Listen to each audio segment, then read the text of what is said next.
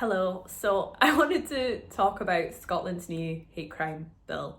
And I know I have people kind of watching from different places in the world, but this is, whether you live in Scotland or not, it definitely has potent information for other parts of the world as well. And if you have any kind of background or knowledge in terms of thinking of like Freemasonry and things like that, you'll know that Scotland is the progenitor of Scottish Rite Freemasonry, and it is a very esoteric place. It's a very mystical place, and a lot of the things that are rolled out in Scotland are sort of shock tested, you might call it.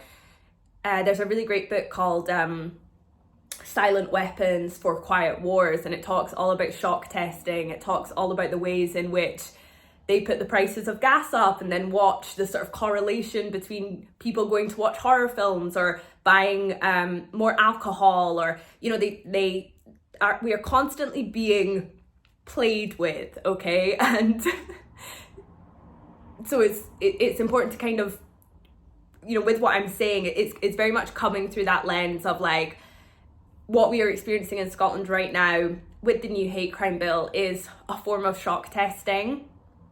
And what they are doing is watching to see how people react, how people respond to this new bill, the new hate crime bill. And, you can Google it, right, to see the gory details. But essentially it is saying that anybody who is perceived to be stirring up hate can potentially be charged and arrested. And the idea of stirring up hate is a very wide bracket. It's sort of like, okay, well, what could that be counted as? That could be somebody who's simply offending somebody else. That could be somebody who's saying certain things, particularly around gender and biological sex. These are very hot topics right now, and ones which have been being stoked. The fires of these, what are essentially culture wars, have been being stoked for many years now. And what we're seeing is the cauldron is bubbling, and there are various different actors on the political, social, cultural stage who are representing different archetypal viewpoints at this time. And what we're seeing playing out is this sort of it's a ritual. That's what it is. And I think it's very interesting that they chose to announce it on the 1st of April, just after Easter Sunday, and that date has this deep esoteric significance. The resurrection rite, the rebirth of Christ, the renewal of springtime is a very potent time for planting seeds and for new ideas emerging and being reborn. And knowing that these people who are holding or attempting at least to hold a level of control over the masses are very into their occult symbology, are very into their occult technologies. And this is what we're seeing them use. This is what we're seeing coming out in full force at this time. And, you could kind of come from the perspective of, oh, well, if you're not really saying anything offensive, then why would you be bothered in the first place? And I really remember this around the whole C-19 pandemic time, where the police were being given these new laws, these new legislations were being passed, these emergency bills for extra rights for the police were being passed.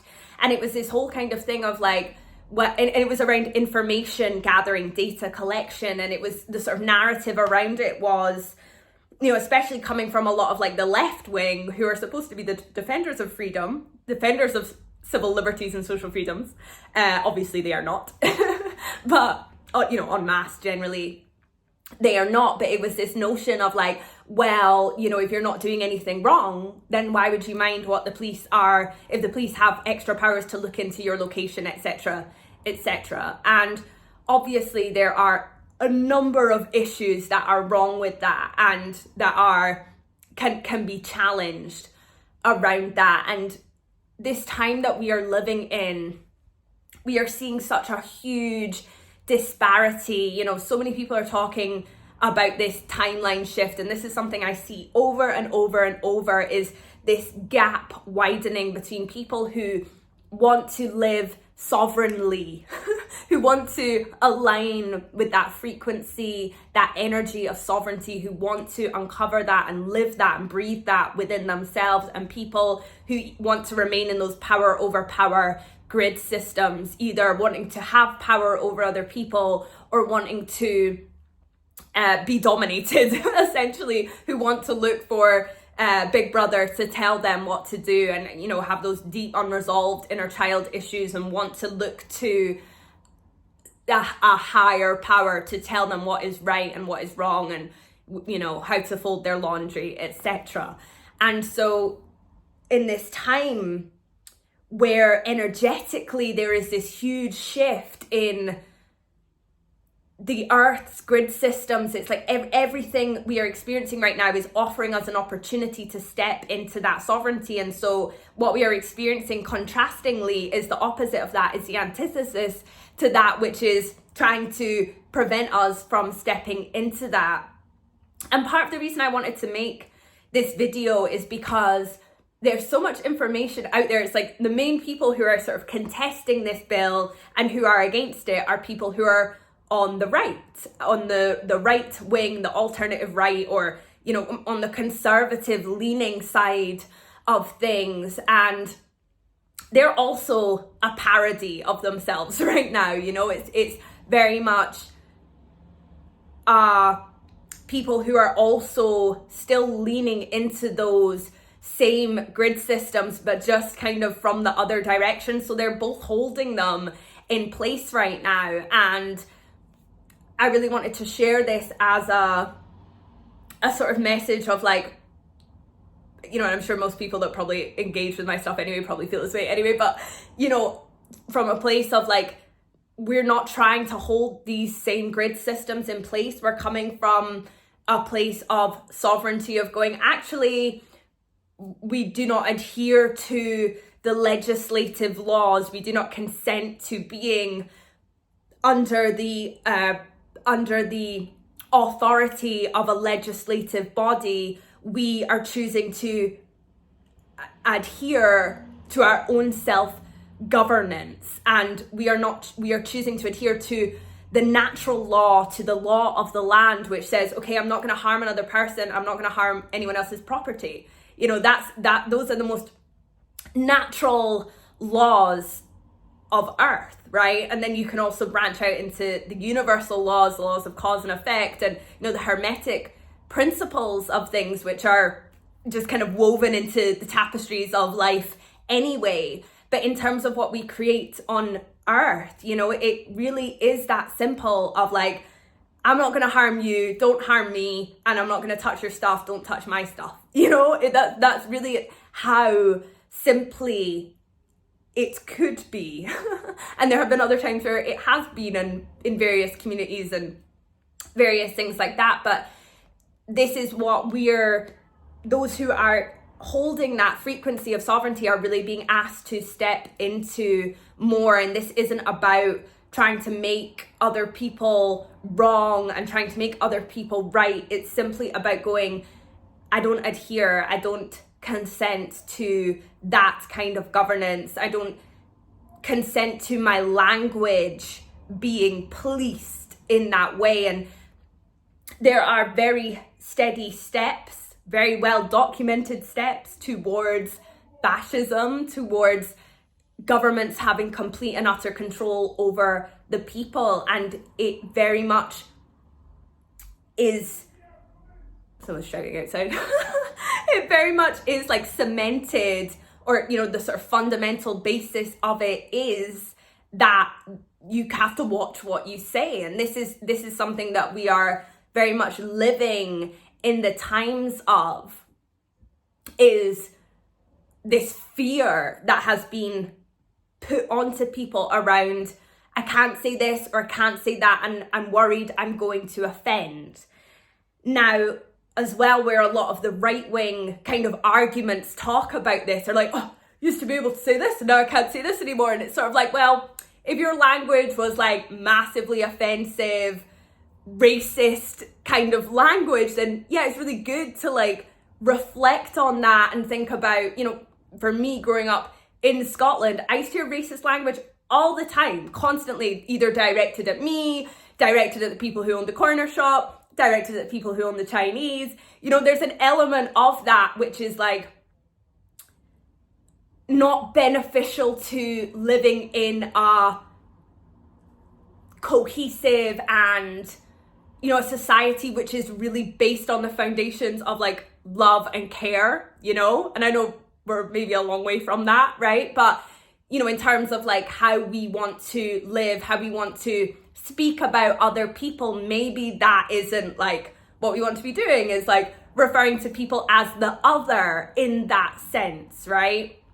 That deep othering kind of language, maybe that isn't what we want to be utilizing here, right? But equally, I also am not in a place where I'm like, I want to have people necessarily arrested for using that kind of language, because then it drives it underground. You're not able to have any kind of open discussion about why people feel that way or what's being triggered for them. You know, often people that hold very, very racist kind of viewpoints are people who have had past lives where they experienced extreme forms of invasion. They're holding deep ancestral wounds around invasion and colonization and loss of culture and language and all of that kind of stuff.